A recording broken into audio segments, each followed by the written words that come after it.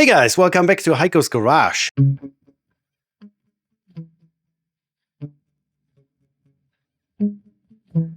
Yeah. I am still working on my Airhead. Today I'm kind of putting on the finishing touches. In my last video we put on the Add More Light Bar Pro, and so far, yeah, not too many guys are interested in this, but yeah, I hope it's going to pick up a little bit. Now I'm adding a couple other features that the bike had as options back in the days, but not installed on my bike as it came from the factory. So let's turn the camera around and take a look at it. So as you guys can see, seat is off, tank is off, and that's for a reason, because I just installed a dual tone horn. The mounting brackets that I used are just those cable clamps, stainless steel with a rubber. But there are better clamps available from BMW that I will eventually get and install. But for the time being, this is pretty good. So a /6 from 1974 still has the /5 switch gear. And this here is the horn button. And it would have had only a single tone horn, which is mounted right here in front of the engine cover, right up here. And the single tone horn does not have a relay. And it doesn't really need a relay. And how it's wired, it's literally switch 12 volts going straight to the horn, and then a ground wire going to the switch up here. So when you push your button, you are literally completing the circuit by giving the horn a ground. So this switch here is literally providing the ground for the horn, and then it does meep, meep. And it's very underwhelming, not very impressive. Then later models, the R100 RS and RTs, they had an extra relay here somewhere in the wiring harness, and then would use dual tone horn. And if you want to run a dual tone horn on a /6, of course you can hook them up to where the single tone horn was connected, and then hope that your switch will handle the draw of amperage. But I will not recommend this.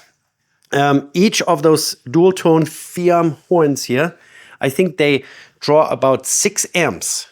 So that's combined 12 amps running over a 8 amp fuse. And as I mentioned before, here in the headlight bucket, where all the electrical connections live, you only have 2 8 amp fuses that pretty much handle the entire load of your electrical system. 1 8 amp fuse that the horns then would be connected to cannot handle the load of this, of the dual tone horn setup. What I did is I bought a wiring harness that's made by Biva Electronics in Japan. It's not BMW specific, but it literally just adds a battery connection, a little relay here. This is the relay. Then a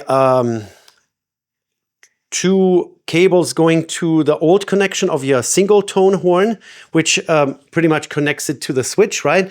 And then a second strand of cables going to the front for a horn, or you can put a splitter on it and then make it for a dual tone horn. Like I said, it's not specific to BMW at all. It just adds a relay into the equation. So now the only thing that the little switch does here is turning the relay on and off, and that is only a few milliamps. So the switch will last much longer. This old-fashioned type /5 switch will last much longer, because now all it does is relay on and off, and then the relay turns on and off. It's a water-sealed, watertight little compact relay, and that can handle up to 20 amps. And that then feeds power from the battery straight to the dual tone horn. The clamps that I'm planning on using are the same that I have sitting here on the ground. These are clamps from Crash Bars, and they will also work as a horn mounting option really well. They're very stout. They hold onto the frame really well, whereas those little stainless steel ones from Amazon here, they are probably going to fall off in like 3 weeks.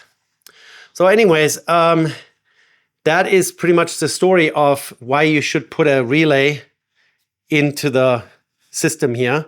As you can see, this is all pretty loaded here. This is electronic ignition, my voltage regulator. This is part of the horn wiring here. This is where I put the splitter in. So from one horn connector to two horn connector. I just made a little wiring harness, and then it feeds right into the horns here in the back and this little relay. I have the battery connected, even though seat and tank is off. I'm just going to demonstrate here real quick. So power is on, and now I'm pushing my horn button. Hold on to your ears.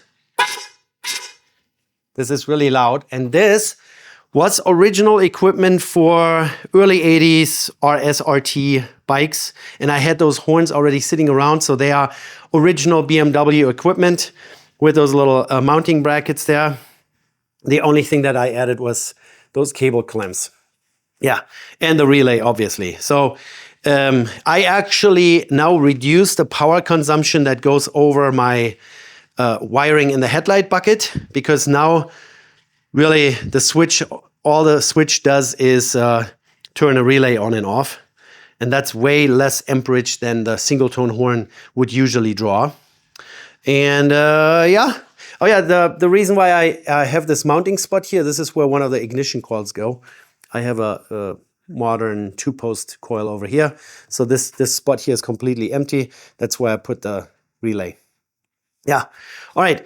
So now the main topic of this video is going to be me showing you and installing these crash bars here. The crash bars are from Aliexpress, literally. They are one of the 3 or 4 different styles of crash bars that you can buy. So you have the ones for the /5, /6, /7 that are kind of the downward angled ones, and they're straight at the bottom. Then there are this one here, which is straight at the top and sloped at the bottom. Then they have the Krauser style that kind of wrap around the cylinder head. And then I have seen another type of crash bar on a Spanish webpage.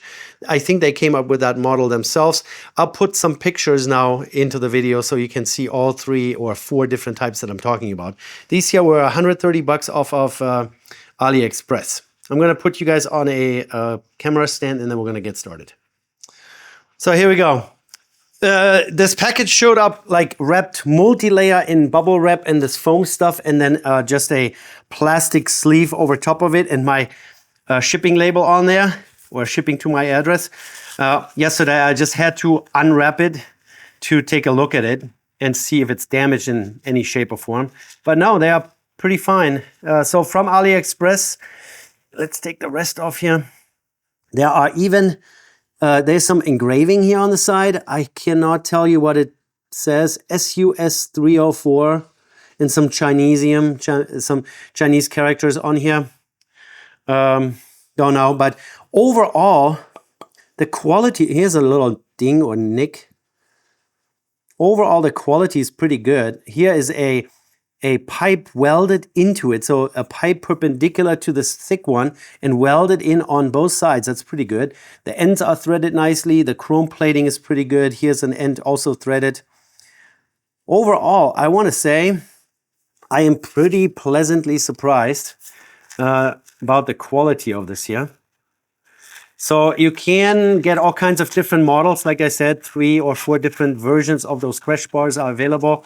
I was trying to find out when those different models showed up initially. So the first ones that appeared were on a /2, I think. And they were kind of the slope downwards version. And the same type is also available for a /6 and a /7. I always like the ones that kind of look like, oh my goodness, come on. Come on. A knife would be really helpful right now. Yeah, so overall, really, I can't complain for $135 including shipping. This is pretty good quality.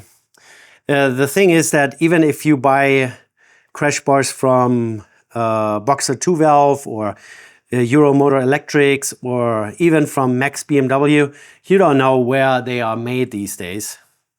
But overall, quality is pretty good.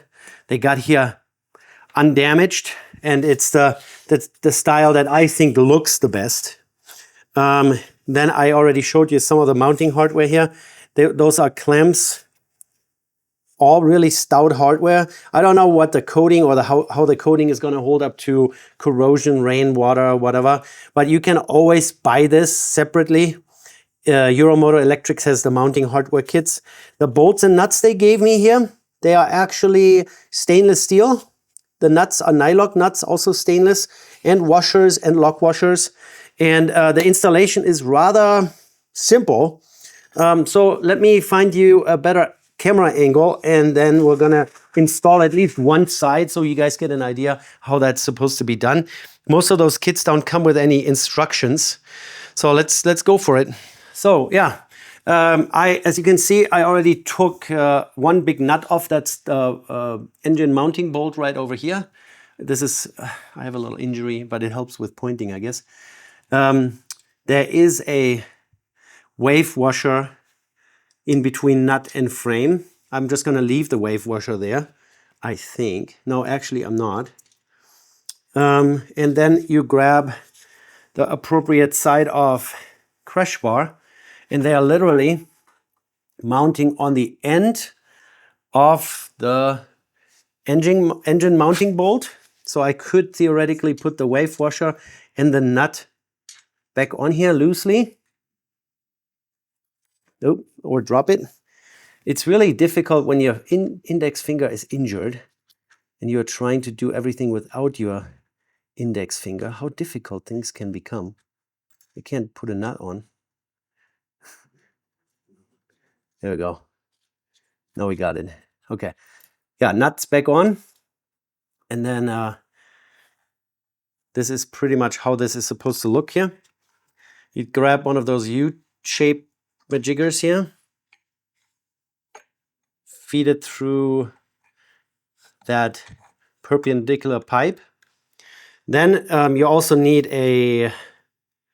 one of those stainless steel bolts with a lock washer and a flat washer.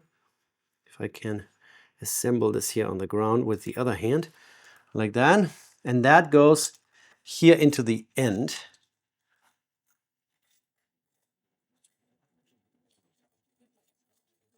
And that just goes into the end of the crash bar.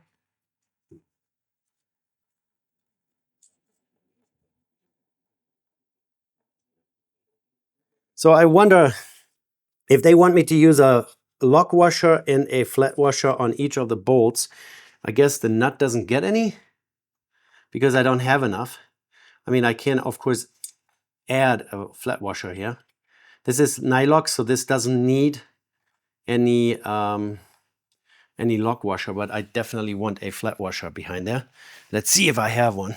Stainless steel, preferably. Where's my stainless? Oh, stainless steel is over here. Yeah, bear with background noise. Family's all at home. The kids always walk around like a herd of animals every time. Let's see.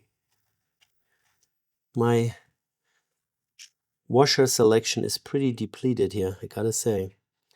What if until I get to the hardware store, I can always replace it. We're just going to use a wave washer for now. I have a bunch of those. So let's put a wave washer here.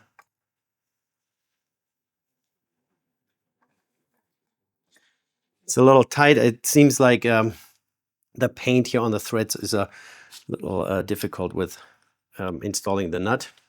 So then you grab one of those here. This one, the curved one, goes towards your engine case. You have to somehow get it around there. Oh, let's see how we're going to do that.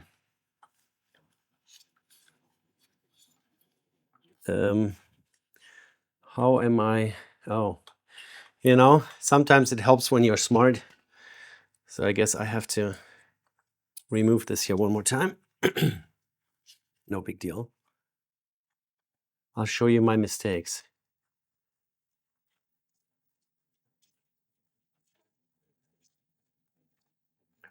Okay. Oh, yep. Drop it on the ground. You have to feed this through here first. And then you can put the U-shaped one on here.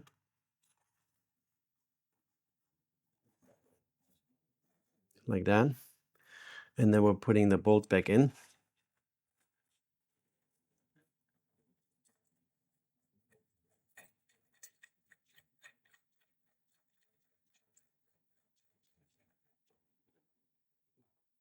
like that. Let me grab a 13 millimeter wrench real quick. I think it's 13, maybe 12. Let's just grab both.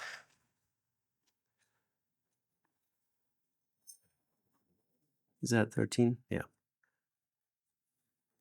So they say not to tighten anything, just loosely put it together. So now we're putting a wave washer. Ultimately, I'm going to put a flat washer on here, but I just don't have a fitting flat washer. Oh, this is really tight. This feels like I'm cross-threading it, but I think it's just paint on the threads. Yeah.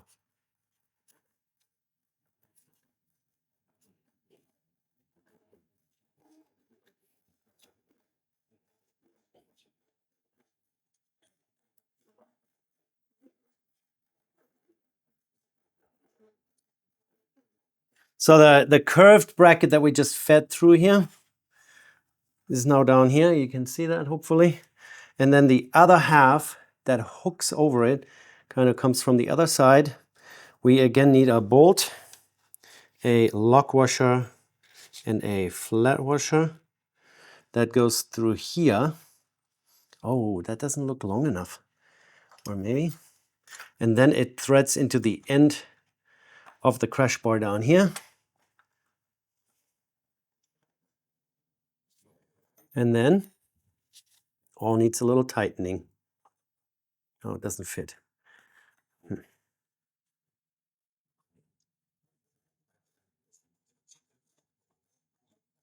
Oh.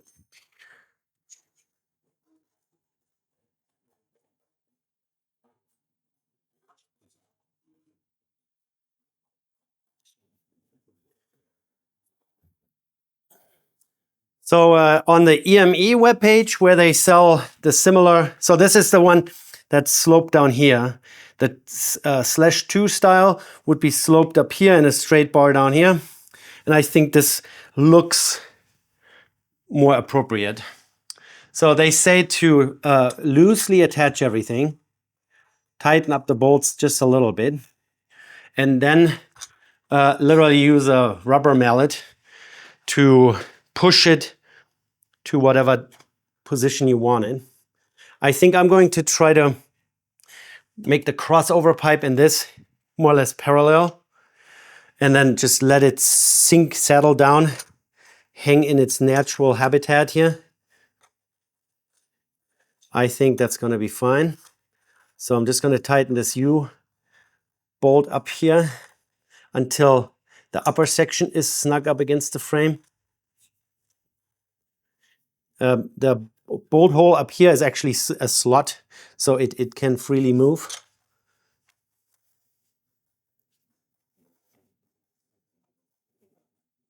Okay, I'm going to now tighten this up a little bit, just a little bit. Push that in position.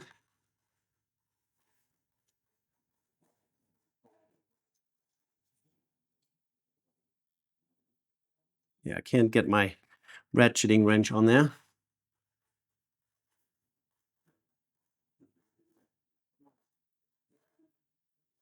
Okay, that's pretty good. Parallel to the crossover tube over down there. Okay, and then we can tighten the bottom up here, I think. This is going to pinch down on your frame quite well. You don't want to overdo it. There are lock washers on there, so those bolts, they shouldn't come loose by themselves. And you don't want to crush your frame tubing here. So just tighten it up good and tight. I don't think there is a specific torque value anywhere to be found. And then I also have a 19 millimeter wrench here for the engine mounting bolt.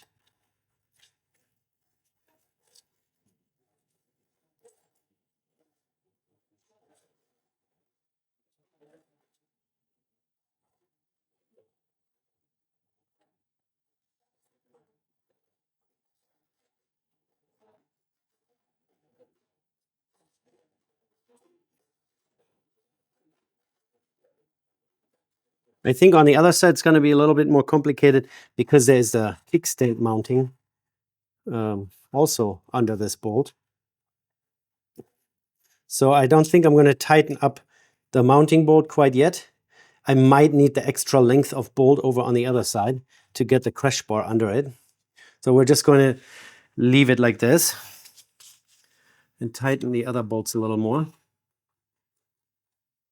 And then you can ride it 500-600 miles and then check again if anything has come loose.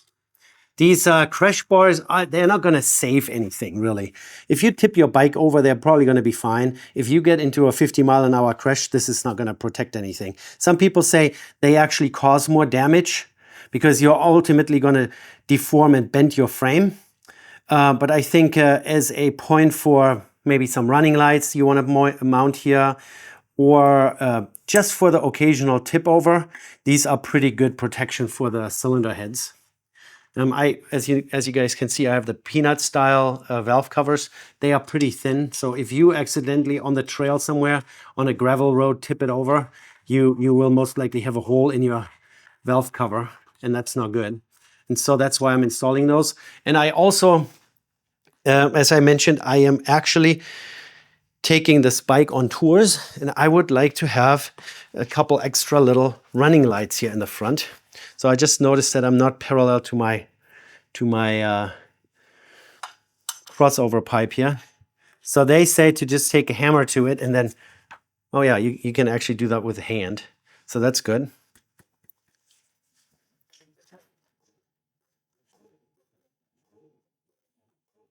Overall, $135. I know, it's AliExpress made in China. But like I said, all the other brands, you don't know where those pieces are manufactured, not necessarily at least. Yikes.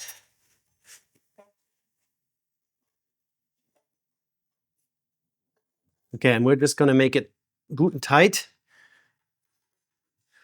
And this still needs a proper washer eventually. Checking one more time if it's still straight. Looks good.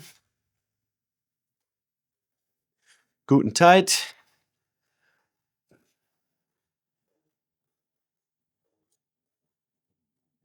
And then really the main mounting point is the engine mounting bolt with that massive 90mm nut and washer on it. But like I said, I don't want to tighten that quite yet. So I'm going to install the other side. If I come across anything out of the ordinary, maybe the kickstand is in the way, I'll show you that.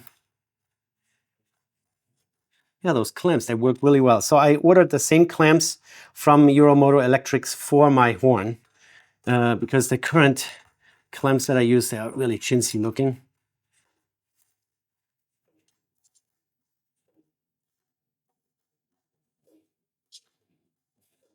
So now my bike has better horn. I did a headlight upgrade, as you guys know. Yep, bend it over a little bit. So I have a better headlight, I have a better horn, I have this additional brake light / turn signal contraption below my license plate now. All videos that I'm talking about, you can watch those as well. And now I have crash bars as well, and I might be able to add some little running lights here on the front. Maybe I find something that looks vintage.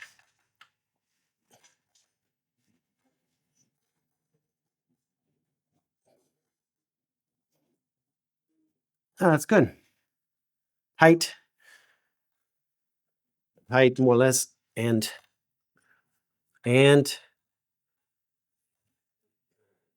tight. All right, and it looks pretty parallel to the crossover pipe down there. All right, and now I'm going to install the other side, and like I said, if I find something that you guys should know, I'll let you know. So yeah, as I mentioned, I wanted to show you. So here's the other side of the engine mounting bolt, and I was worried that maybe the kickstand, the OEM kickstand, would get in the way, but that doesn't seem to be the case. So now we really only need to get the nut off. It should be loose because the other side is loose, and it's a bolt that goes through the engine case. What? Yeah, a stud. It's a threaded rod from one side to the other, so it's loose. So now we just need to take that off. A little grime on there. Dirt from the road. And then at the end, once both bars are in place and they're straight, then I will actually get the torque wrench out. I want to say 55 Newton meters, somewhere around that. And then I will torque it, because this is literally what mounts the engine to the frame. And I like to have that tight. All right, here's that, and then the washer. So this boss here looks a little different because of the kickstand, but I think that's going to be fine. Let's see if it slides on here. Hello? Go on. Maybe the opening is too small. I hope I don't have to get the drill out. It doesn't want to go over the stud, as if it is too small.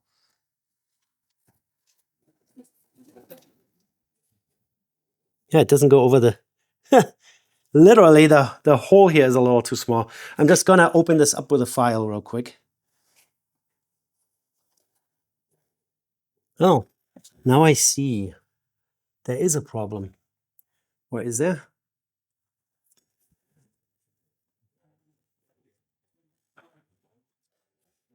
So the boss of the mounting location of the kickstand is interfering with that piece down here. And we might have to modify this. Yeah, we will have to modify this. So that's the downside of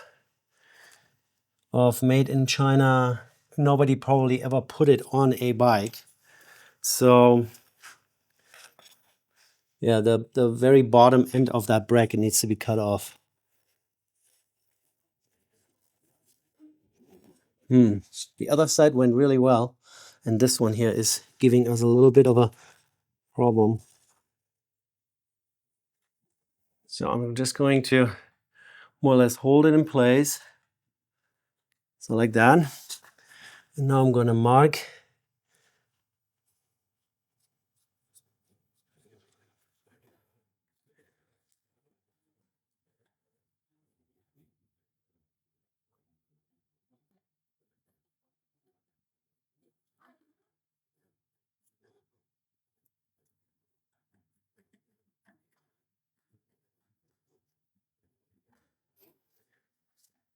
So here, this is the edge that's in the way, with a weird shape of the kickstand down here.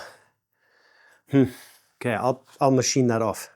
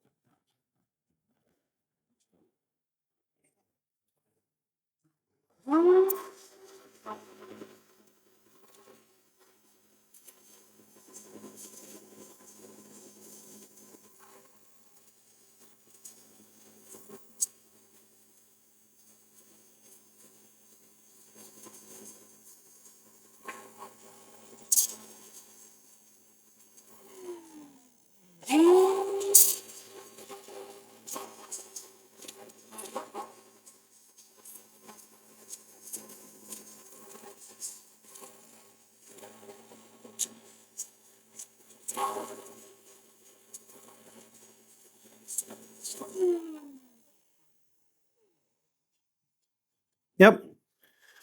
Another test fit here, but I think I'm going to clean up this hole a little bit more, because it's still not sliding on very easily. I could probably use a burr for this and just make it a little larger. I'm going to do that here real quick.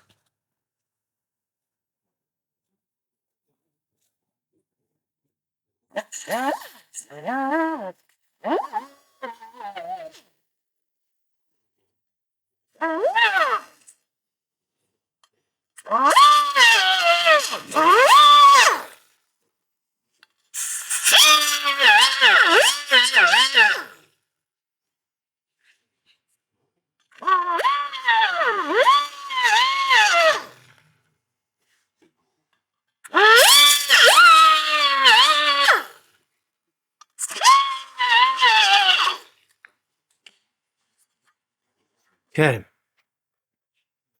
Okay, let's see if we can now finally slide it on easy. Oh yeah, much better now.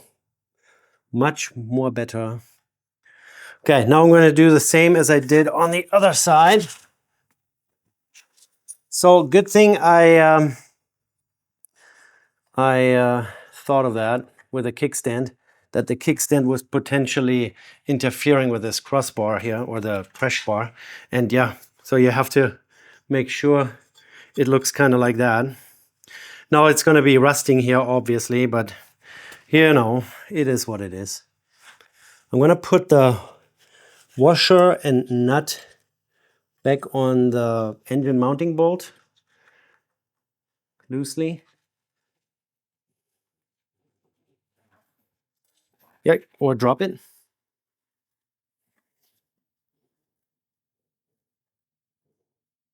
Hello. Get on there.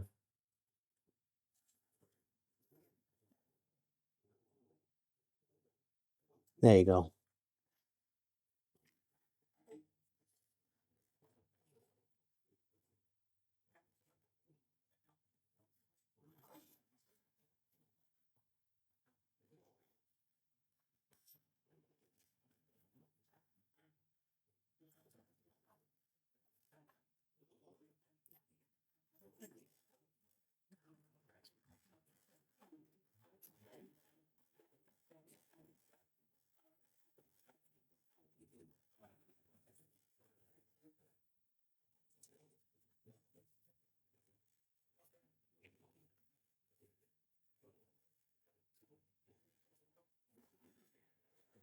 Okay, loosely.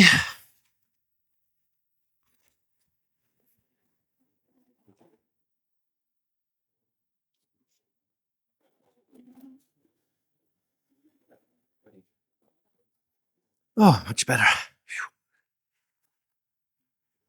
All right, we're feeding it through here.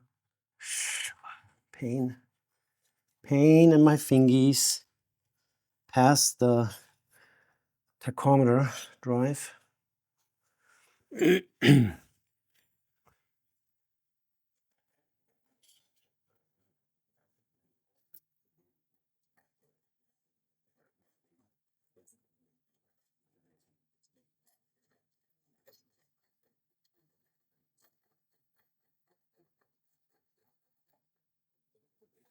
Now the wave washer. The nut, of course, had to roll to the other side of the bike. Yes. Guys, I'm getting old. I'm getting old. Back is hurting, knees are hurting.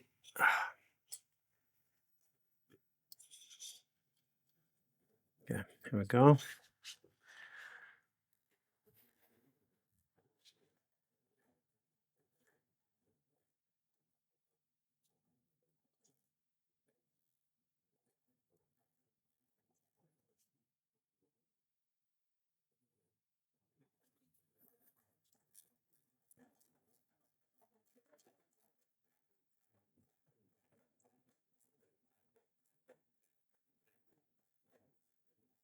Okay, before I tighten any further, we better put the other clamp on. We need a bolt, lock washer and flat washer. And then the second piece of the clamp here. Let's see. For the guys that still watch, in the near future, I'm going to do a oil cooler upgrade on this bike. This is also a BMW part. The R90 originally didn't come with an oil cooler, but then later models, the higher displacement models like the R100s and such, there were a few models that had a oil cooler with a thermostat in the oil cooling system. And then the GS models, they had an oil cooler without any thermostat. Don't know the reason behind it, why one bike has one and the other one doesn't. I managed to get a oil cooler kit used, and then I bought a aftermarket thermostat. So I bought an oil cooler kit that's from probably a GS that just has a different oil filter cover, and that then allows the connection of that oil cooler. But I bought an aftermarket thermostat that's made by Motoren Israel in Germany, and it's much smaller than the original thermostat housing. So one big problem with having an oil cooler is that it makes it really complicated to do an oil filter change. But yeah, with this Motoren Israel thermostat, it gets much easier because the thermostat is smaller. It's not as big and clunky and easier to get to and remove. But for that, I will actually have to take my oil pan off and do a couple modifications internally, because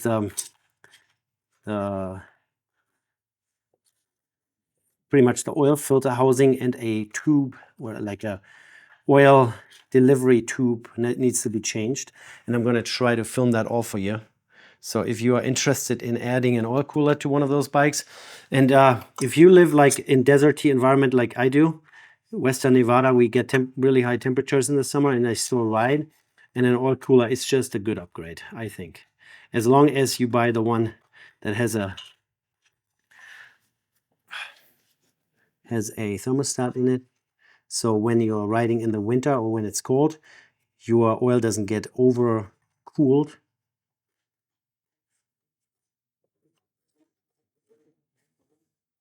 So yeah, my oil filter housing, the internals of my oil filter housing isn't, you know what? This Band-Aid causes more pain than anything else. I have a cut under my fingernail, and my wife made me put a Band-Aid on it, and now the Band-Aid is constantly pushing on it.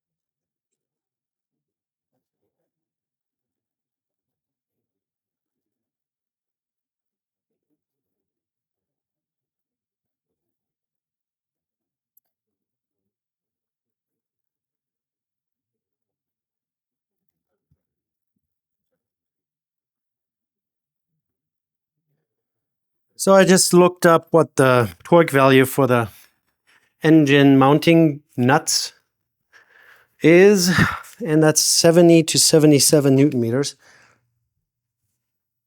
It's quite significant. Click, come on, click. It's possible that I'm spinning it now because the other side it's like I said, it's a through bolt.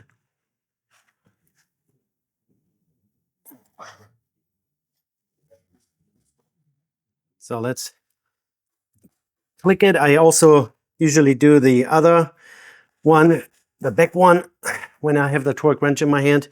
And now let's put the tank and the seat back on it, and then push it outside and look at it in daylight.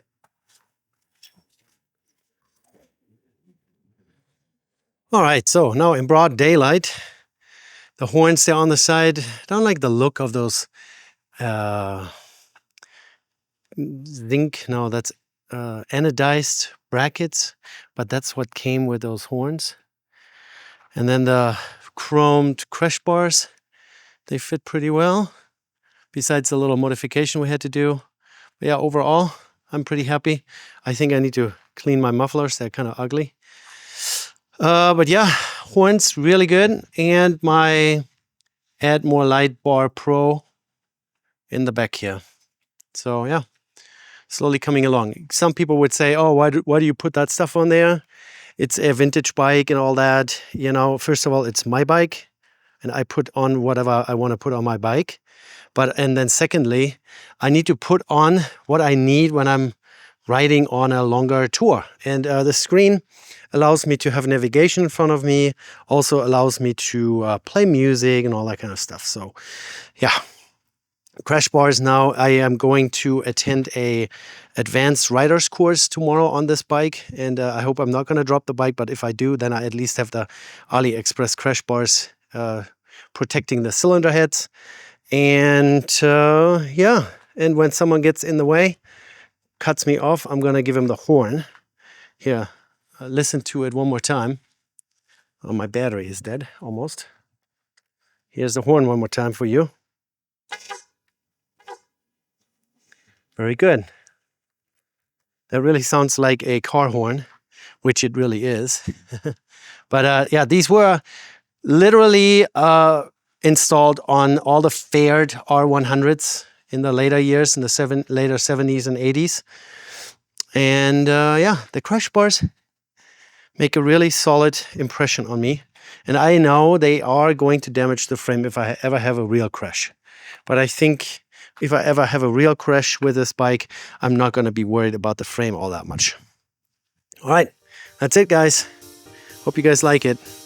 Give me a thumbs up and subscribe, please. Thank you.